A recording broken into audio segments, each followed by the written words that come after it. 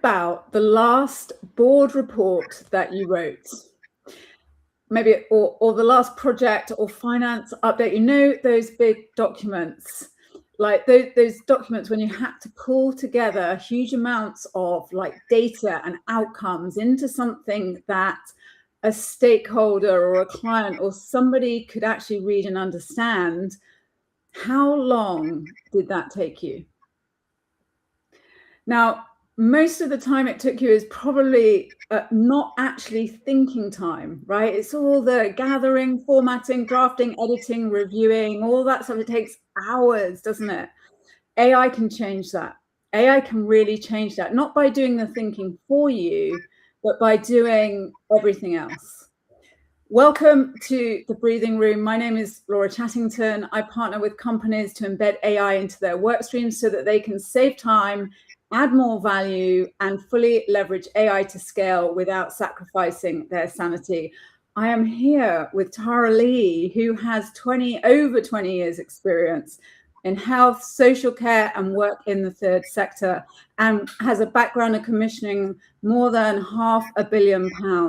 And she drives transformational change that gets measurable results and return throughout the organization. And we're here to help you embed AI into your organizational rhythm using the tools, using the AI tools that you already have, and really aligning that with the people, the culture, and the change for real life challenges. So we're here today. Hi, Tara Lee. Hi, Laura. We're back. It's episode 5. Is it? Gosh. And we're talking about reporting, which doesn't sound really sexy, but we're going to make it really cool. So go on. Well, this feels like it really resonates with me, I have to say. So I know it doesn't sound sexy. We talk about things not sounding sexy. It sounds a little bit sort of mundane, but actually it really resonates. And it is really where we've got the great opportunity for AI to support and impact in terms of giving back some breathing room into your day-to-day operation. So, you know, I've spent a significant part of my career in organizations where we've been required to pull together all sorts of reports, and it wasn't about admin, it was about accountability. And it was how we were able to then demonstrate to our key stakeholders, to our members of the public, to patients, our commissioners, boards, committees, regulators, that we were doing what we said we were doing. It was how we kept people informed, and it was also how we critically were able to secure decisions. Now, it's exactly that, isn't it? It's doing what you say that you're doing and getting decisions, right? Yeah. And the time that, you know, I know it costs. It's time, it's energy, it's leadership capacity, you know, and it's a focus on getting the reporting done while other things sometimes aren't being done or are being done in parallel, but we're having to do some of this stuff then after hours just to fit everything into really busy days.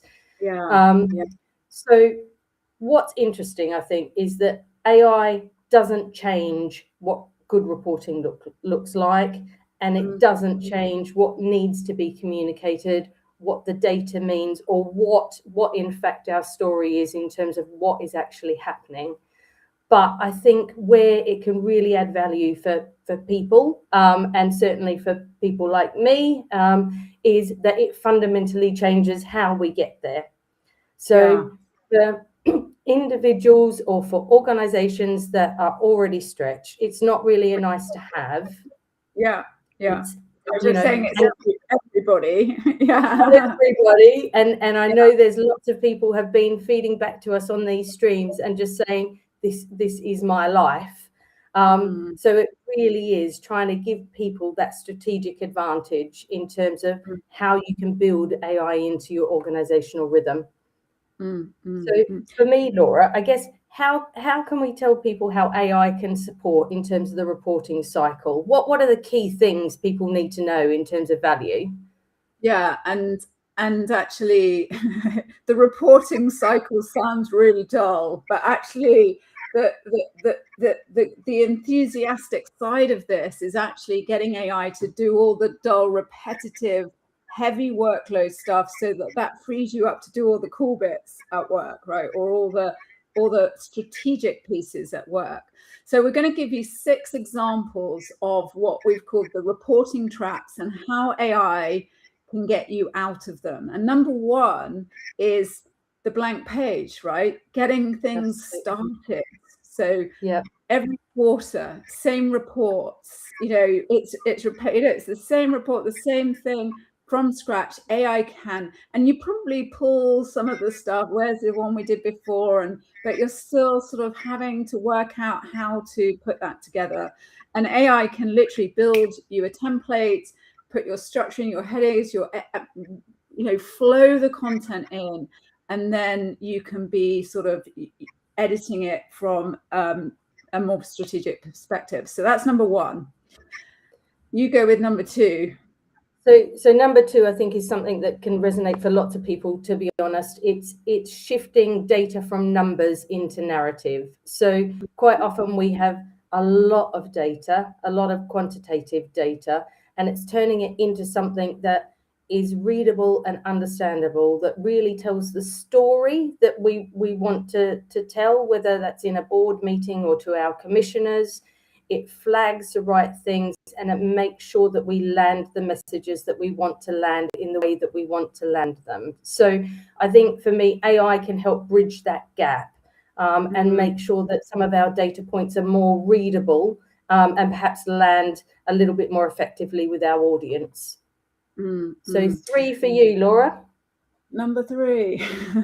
So number 3 is having, and this drives me crazy, having the same information, but having to put it into 12 different formats, right? Because the commissioner wants one thing, the board wants a different one, your team wants a different one, CQC frameworks want another one, and AI can just take that core information and reformat and redraft, and boom, there it is out in all the different formats for all the different audiences and all the different stakeholders.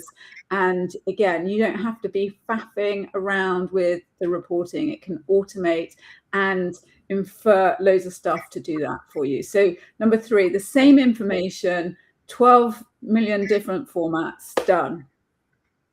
So number 4 for me is qualitative data. So quite often we gather a lot of qualitative data, whether that be patient or service user feedback from stakeholders and partners, etc., staff, and it's how we can lever AI to help us to do some of that quite key thematic analysis. And I myself have done this quite recently with quite a large-scale national patient survey that we put out in some of our work. So this is where I think AI can genuinely help. Thematic analysis, sometimes when you're working with really big data sets, can be quite difficult and genuinely hard to pull.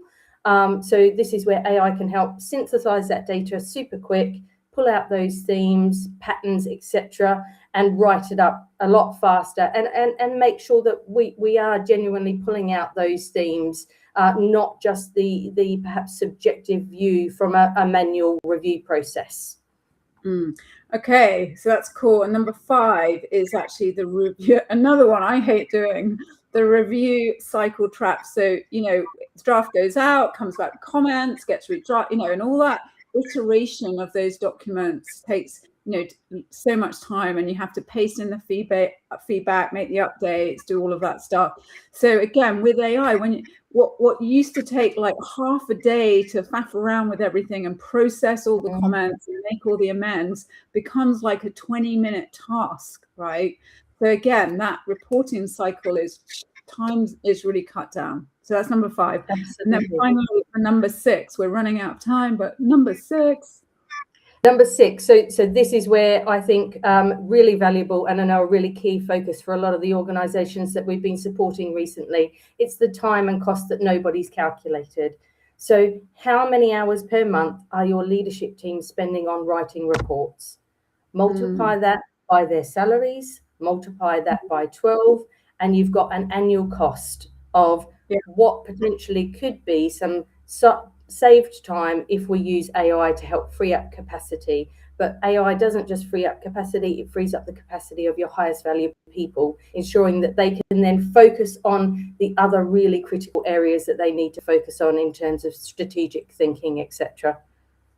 Yeah, 100%. And actually, it really, really starts adding up, doesn't it? And when you start calculating those numbers, it actually gets quite scary about how much time leadership teams are spending on stuff that AI can just really take away.